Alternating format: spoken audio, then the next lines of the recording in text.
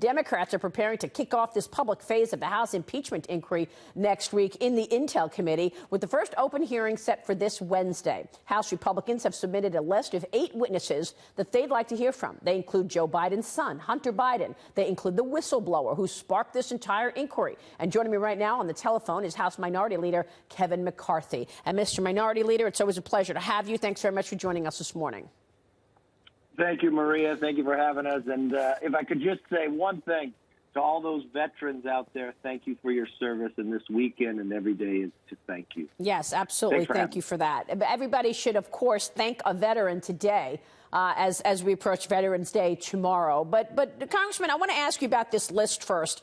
How did this list come about? I also want to ask you why you're making these changes in the Intel Committee, putting Jim Jordan where you are, changing the questioners around. But first, the list of Devin Archer, Hunter Biden, Alexandria Chalupa, David Hale, Tim Morrison, Nellie Orr, Ambassador Kurt Volker, the anonymous whistleblower whose second-hand complaint initiated this impeachment inquiry, and all individuals relied upon by the anonymous whistleblower in drafting his or her second-hand complaint. Tell us how you came up with this list.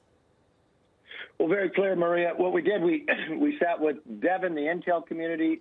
We sat with Oversight and Foreign Affairs, and we looked at it. We looked at all what has transpired. Remember that Adam Schiff started this all by wanting the whistleblower to testify.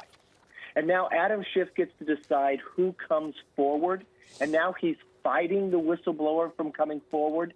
Why is he doing that? Is it because we found out that he met and the staff met with him? Is it because we found out now the whistleblower's attorney had tweeted that the coup had started, that impeachment will follow ultimately, that he predicted this attorney, that CNN will play a key role? Maria, it is clear now more than ever. This is a calculated coup, and it is being orchestrated by Adam Schiff. We are watching him orchestrate a takedown of a president after we just celebrated 30 years of taking down the Berlin Wall. Unbelievable. And you know, Congressman, I think one of the reasons that you're seeing them want to go really fast on this is because they want to try to get this done before the Americans go to the polls and actually make their choice for the president in 2020. So tell me about the timing here and what you're expecting in terms of next week, this upcoming week's hearings, and when this will actually go for a vote to impeach the president. How does that play out? Maria, you're 100% correct. We are less than a year away from re-electing our president and all of the House. Why won't they trust the American public? But the other reason why they really want to go fast is because what do we find out? Remember, Adam Schiff wanted the whistleblower. Now we found out that he met with him. One of the key witnesses is the former U.S. ambassador to Ukraine, Marie. And what did we find out now? That she perjured herself, that she lied in the own deposition, that she did with her own personal email account contact a Democrat congressional staffer with concerning a quite delicate and time-sensitive matter. And this was just 2 days after the whistleblower's complaint that kick-started the whole inquiry. This has been orchestrated.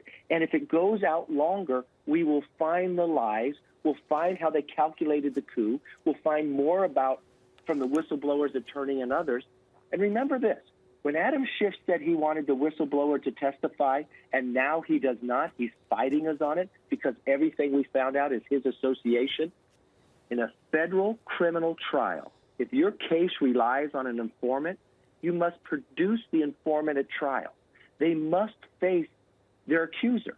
But now he's trying to protect that individual because of what we're finding out of their own background and his association with them. And they changed this all from the Intel Committee to now the Impeachment Committee.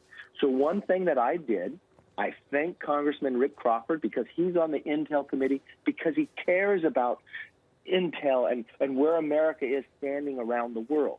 But because it changed, he's going to take a leave of absence. I have now moved Congressman Jim Jordan, right, who is our ranking member on oversight, who's been in these depositions and been a part of it, to add him to this committee. Yeah. Because next week we will start this. I want to ask you about this. Must understand. Hold on, Congressman. I want to ask you about Jim Jordan now being among the questioners. Stay with us. We'll slip in a short break, and then we'll get into it more with Kevin McCarthy.